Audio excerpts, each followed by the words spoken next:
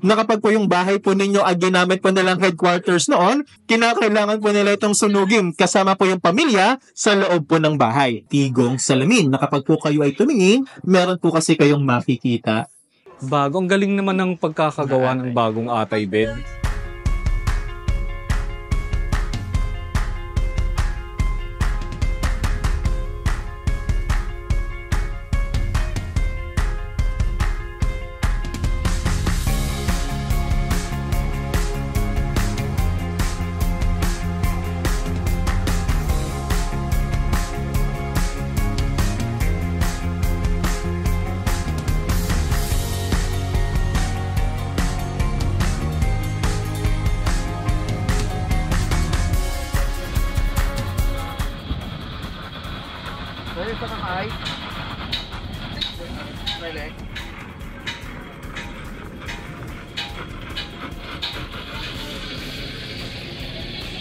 Bakit bawal tayong pasakyan? Iwan. Bayan, kaya naman natin magbayad. Kasi papunta sila ng Avenida at saka Blumentritt. Yun o. Ibang biyahe pala yun, sorry naman. Sa Baliwag, sir. Ng Baliwag, Bulacan. Opo, Baliwag, Bulacan. Kaya uno po ito, sir, kasi ito po yung unang bahay na nanggaling po ng Baliwag. Okay. Yung pag kami makikita tayo dito, sir, is, for example, is Binondo Dos. Oo. Okay. Pangalawang bahay naman po yung galing ng Binondo po. I see. Yes. So,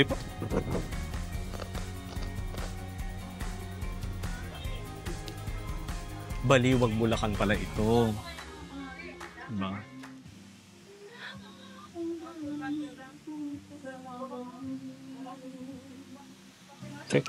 Okay.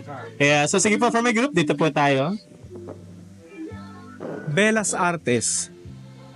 Okay. And for my group, dito meron po ay makikita ng seal ng University of the Philippines po, or ng UP. So, pwede po tayo pumasok sa loob pa.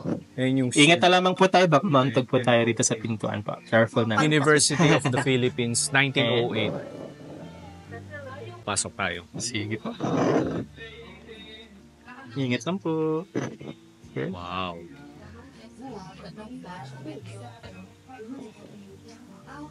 So napuntahan din natin to the last time. Pero nung pumunta tayo dito, tayo lang yung pumasok dito sa loob. Kumbaga mag-isa lang ako na pumasok dito sa loob. Wala akong kasama.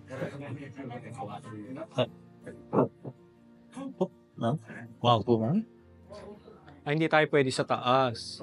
Parang may harang. And for my group, by the way, yung bato po na ating dinaanan, actually it's still original parts po ng bahay. Ang tawag po natin dito ay Piedra China. Ibig sabihin po ito ay stone from China.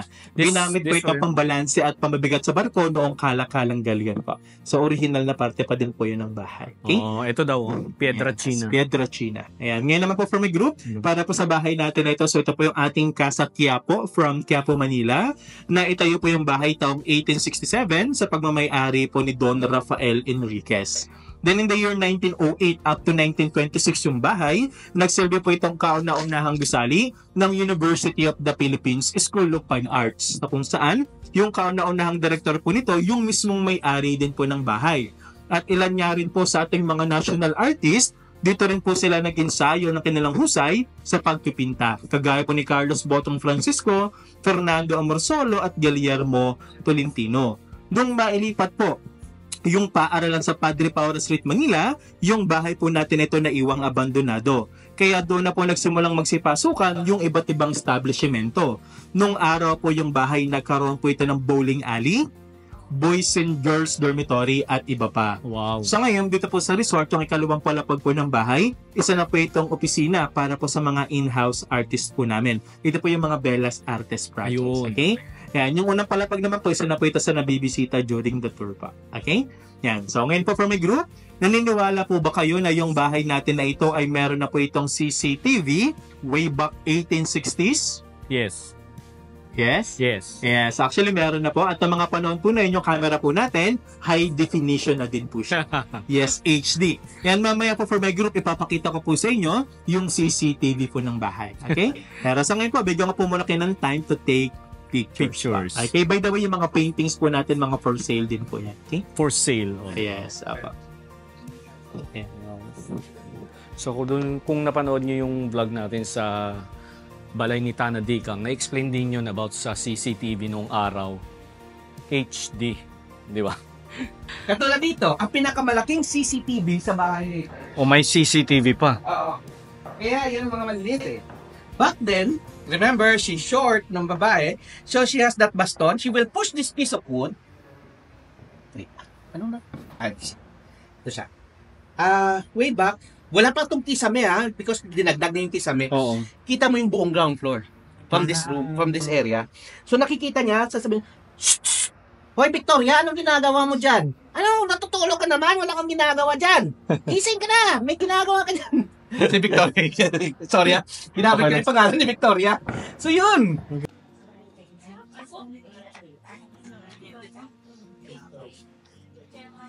Natin dito.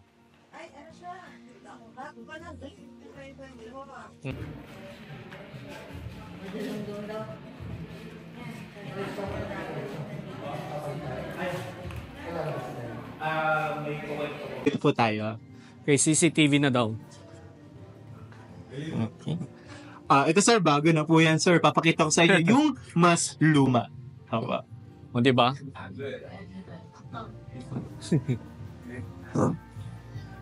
Okay. For my group, by the way, yung CCTV po natin sa labas po siya talaga nakapwesto. Kaya po tayo huminto dito, ipapaliwanag ko po muna sa inyo yung dalawang klase na pintuan na meron po tayo dito. Ang malaking pintuan po na ito, ang tawag po natin dito ay Puerta Mayor. Ito po ay daanan para po sa mga kalesa, karwahe at mga sasakyan. Ang malita pintuan po na ito, ang tawag naman po ay Postigo. So ito ay daanan nating mga tao. Kung mapapansin po ninyo, medyo may kababaan po siya dahil ibinase po ito sa height ng mga Pilipino po noon. Kasi po noon, ang mga Pilipino po nasa 4 hanggang 5 talampakan lamang po ng laki. So kapag lumabas po kayo rito at hindi po kayo yumuko, alam nyo na. Isa po yung tunay Alam na. ng mga Pilipino po. Okay, so for my group, magkakaalamanan na. Sorry sir po. Si sir, matangkad na. Napayuko si madam. Mga tunay na Pilipino po natin. Ako, Pilipino ako, sir, ha? Sakto. Sakto pa po. Ayaw na lumabas si madam. Ayan, tunay na Pilipino. Sakto rin po si madam. Mga tunay na Pilipino po natin. Ayan, si madam. Tunay na Pilipino. Ay, si sir, may lahi na si sir. Medyo matangkad din Ay, may lahi na. May mga... Buto pa sila sir, may mga lahi na po, no, mga madam. Ayan, so sige po for my group, lapit lang po tayo rito ng konti. Forward po tayo para...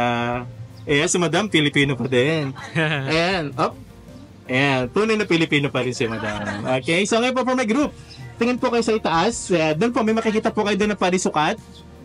Sa may kahoy na parte po, sa kisame, ayan. Yung kulay May puti. nakita po kayo parang puti na parisukat. Nakita nyo na po, yung parisukat po natin ay actually cover lamang po yan. So isa po itong peephole or peeping hole. Yung may-ari po ng bahay, yes, sisilip po siya doon. At mula naman po roon, malino niya pong nakikita yung tao sa harap po ng kanyang bahay. Yes, kaya po high definition with sound effect pa. So ganito po yung nangyayari. Kapag po merong bisitang kumakatok, si may-ari po ng bahay, sisilip po ito. Kapag po yung bisitang kumakatok ay welcome na pumasok po sa loob. Mula po kasi sa ikalawang palapag, meron lamang po silang ihilaing lubid na konektado dito po sa lock ng pinto. At ang pintuan kung sana po itong bubukas. Pero kapag naman po yung bisitang kumakatok ay hindi naman po welcome na pumasok rito. Mula po sa butas na yon, binubuhusan niya po ito ng tubig. Minsan ay biwi para po kanyang maitaboy. So dito po sa amin sa resort, tinatawag po itong sisi silip.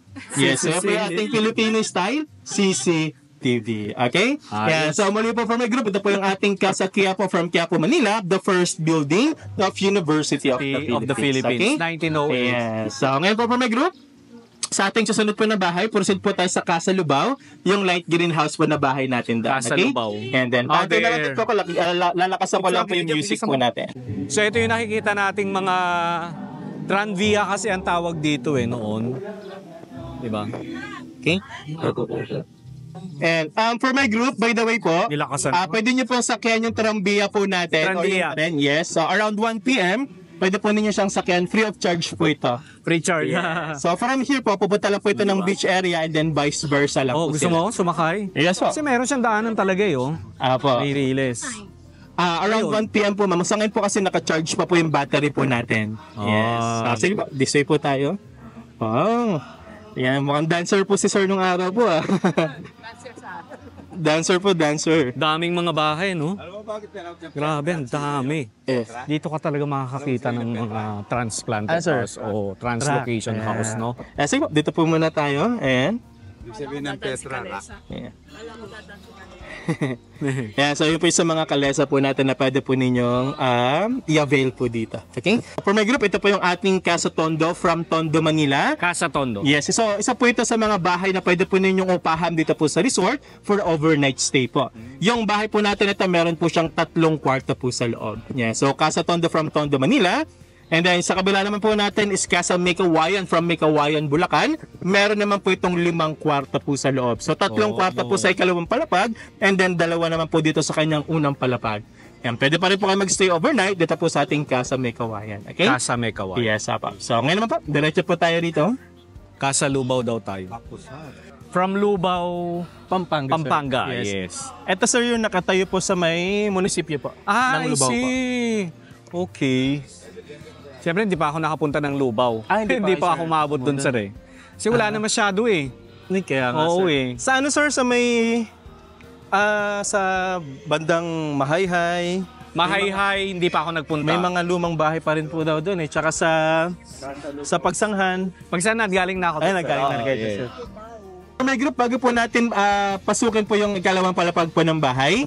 Ayan, yung tulay po natin dito, inspired po ito sa first footbridge of Paris, yung footnoop.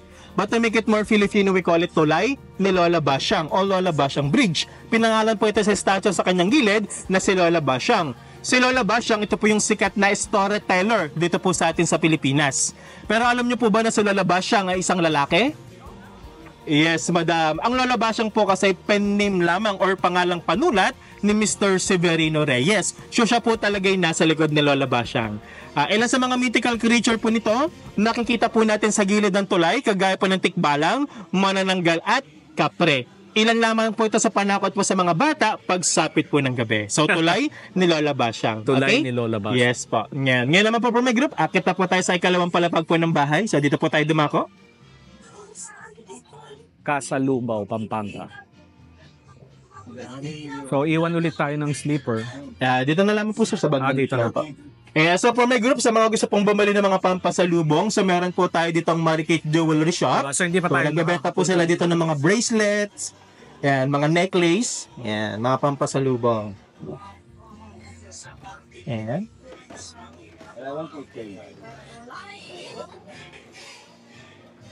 Oh, wow. Grabe, no? Kita nyo. Yes. Dito po, pwede po rito. Ito, pwede na umupo dito. Kailangan sir, pag makintab sir, ano, po. O, diba? Po. Ito yung mga And, galinera tapos ito- nung araw. Diba? Pero Pwede ito po mga, tayo maupo. hindi ako nagkakamali, 1980s na yata ito or 1970s, I think. Ayan, pwede po tayong maupo. And, okay.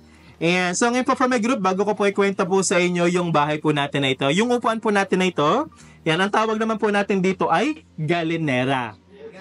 Galinera. Nung araw po kapag ka po meron tayong mga bisita na meron dalang manok, sa ilalim, doon po siya ikinukulong po. So it's like a chicken cage. Galinera, hango po ito sa salitang galina, nang ibig sabihin po nito ay chicken. Kaya yung upuan po na ito, tinatawag din po itong hen house po. Okay? Galinera. Okay?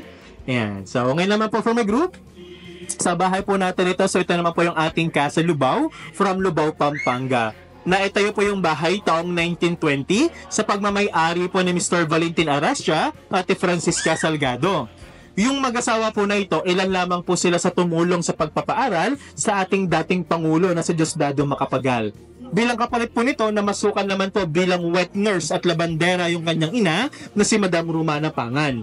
Yan, bago po magsimula yung ikalawang digmang pangdaigdigan, yung mga sundalong Hapon, pinapadala na po rito sa Pilipinas para po mag-espiya. Kagaya na lamang po sa pamilyang nakatira po dito. Meron pong namasukan sa kanila bilang driver. Pero lingid po sa kanilang kaalaman, yung driver po pala na ito ay isa sa mga espiya na pinadala ng mga sundalong Hapon. Kaya nung magsimula na po yung ikalawang digmaang pangdaigdigan, ang Casa Lubao naging Japanese garrison or Japanese headquarters. Meron po silang kaugalian na kapag po yung bahay po ninyo ay ginamit po nilang headquarters noon, bago po nila ito lisanin, kinakailangan po nila itong sunugin kasama po yung pamilya sa loob po ng bahay. Nang sa ganun kasi wala po silang maiwang mga ebidensya o bakas kung saan po sila mga nagtungo. Nung tangkang susunugin na po yung bahay, meron pong pumigil sa mga sundalo nga po. Ito naman po yung kanilang kernel. Yung kernel po pala na ito, siya po pala mismo yung namasukan na driver sa pamilya po ng Arrastia. Ayon po rito, sa tagal na panahon na panunilbihan po niya bilang driver, ay hindi po siya itinuring na iba bagamat siya isang dayuhan. Bagkus, itinuring pa po itong tunay na parte ng pamilya po ng Arrastia. So dahil po sa kabaitan na pinamala sa pamilyang ito, yung kernel hindi niya po hinayaan na masunog yung bahay at may mangyaring masama sa pamilya po ng Arrastia. Yan, kaya nakasurvive po sila pati na din po yung bahay natin. Yan, sa ngayon naman po dito po sa resort, ang ikalawang palapag, isa na po ito sa nabibisita during the tour. Ang unang palapag naman, yan po yung ating activity area. So, dyan po natin pwedeng ma-avail yung ilan sa mga activities po natin. Kagaya po ng Kalesa Ride, ng Balsa Ride, Hotel de Oriente Viewing, at pwede rin po natin marentahan yung mga vintage golf cart, bicycle, electric scooters, buggy, ATV, at mga water bikes pa. Okay? Yan. So, sa ngayon po for my group, papasok na po tayo sa loob po ng bahay. Okay? Yan. So, dito po yung mga furniture po natin, hindi na po natin siya mauupuan po. So, yun nandito lamang po sa labas. Yan. Sige po. Yan. Sige po. Dito po tayo rito. At dito po sa may kabilang side, pwede rin po. And by the way, isa po ito sa may pinakamagandang bahay ko dito sa Oo nga, sir. Nakipansin ko nga. Yeah, sige po. Pwede po tayo dito, madam. Kasi kita nyo ceiling nila. Okay. Yeah, so for my group, sa pagpasok po natin dito po sa may loob ng bahay, kakakitaan po kasi natin ito ng mga antigong salamin na kapag po kayo ay tumingin, meron po kasi kayong makikita. Yes, madam. Yung sarili po ninyo, syempre. Wala naman ba? Okay? Pero mga antik na din po yan. Ayan. So, ngayon po, pansinin po ninyo yung magandang gilok po ng kahoy sa pagitan po ng kisame at ng dingding. Ang tawag po natin dito ay kalados. Para po ito sa magandang sirkulasyon po ng hangin sa loob po ng bahay. Yung kalados ang tawag. Apa. Kalados. Yes, kalados. Tandaan nyo po ito kasi mamaya lalabas po ito sa exam po natin. Ay, may exam game. Game ako. Oo. Kaya ito naman po, yan, ang tawag naman po natin dito ay bastonero. Yung mga baston, dito po natin siya inilalagay. And then yung mga suot po nating sombrero, dito naman po siya sinasabit po. Kaya tinawag po itong bastonero. Baston at sombrero. Okay? Yan. Ngayon naman po, dito naman po tayo sa may hapagkainan o sa may komedor. Pasok po tayo rito. Hapagkainan. Komedor. Ang ganda. Ayan. Sir, yung mga painting, yung mga ano ba yan, original yan ng bahay? Ito sir, yung wallpaper po natin, bago Ay, po yan. bago na yan. Opo, di na po siya yung original na parte po mismo. Okay? Ayan, ngayon po for my group, natatandaan niyo pa po ba kung ano po itong tawag natin dito? Yes. Lagyan ng trainer. Yes. Banggera. Ang tawag po natin ay? Banggerahan. Yes, banggera or banggerahan. Ito po yung ating sinaunang lababo. Dito po tayo naghuhugas ng mga plato po noon. Yung baso kung tawagin naman po natin ay sartin. Dito naman po siya sinusuksok para po patayuin. Pagsapit po ng gabi, sinasarada po nila yung mga malalaking bintana at ang kanila pong binubuksan, ito pong maliit na bintana sa kanyang ibaba. So, kagaya po nito. Okay? So, ang tawag po natin dito, ventanilla. Dito naman po pumapasok yung malamig na hangin pagsapit po ng gabi. So, ito po yung kanilang sinaunang Air yes, condition. air continuous yung pasok po ng hangin. So, ventanilla for ventilation and then calados for good circulation of air inside the house. Ventanilla and calados. Okay? Yan. So, ngayon po my group, bigyan ko po muna kayo ng time to take pictures. Picture. Okay? Pwede po kayo pumasok sa loob po ng mga silid po natin. Yan.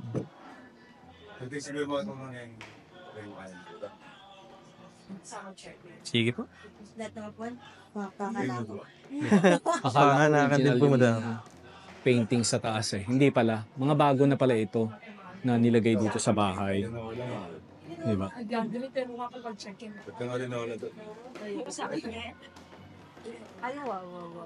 Yeah, mga common. Reproduction na Atay bed.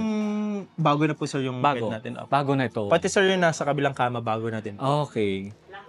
Bago. Ang galing naman ng pagkakagawa ng bagong atay bed. So, hindi ito yung atay bed, pero kinapi lang yung style ng atay May gusto bed. lumabas, madam, ano? Pero bago. Ang laki. Ang galing, ano? Ang galing nilang mag-copy. No, nagbebend. Ito, lumang aparador. Aparador, yes. Tocador.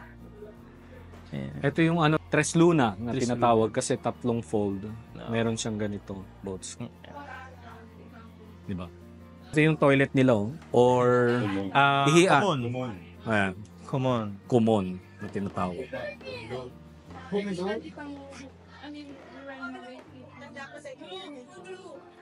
Di ba?